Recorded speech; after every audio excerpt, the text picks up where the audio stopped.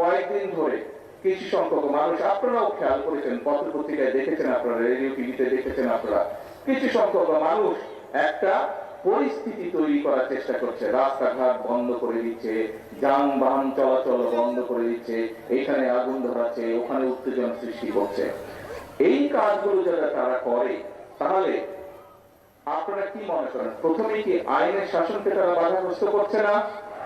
আইনকে আইনের মতন কি চলতে দিচ্ছে? দিচ্ছে না।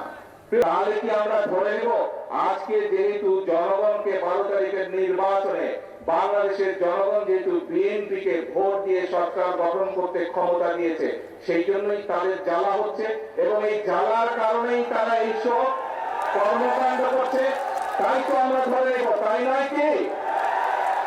ওই যে 5ই আগস্ট যাদেরকে দেশের এই বাংলাদেশের মানুষ এই দেশ থেকে বিতাড়িত করে দিয়েছিল, এই এখন যারা অরাজকতা সৃষ্টি করতে চাইছে, খবর নিয়ে দেখেন ওই 5ই আগস্টে যারা বিতাড়িত তাদের সাথে এরা তলে তলে আবার খাতির শুরু করেছে।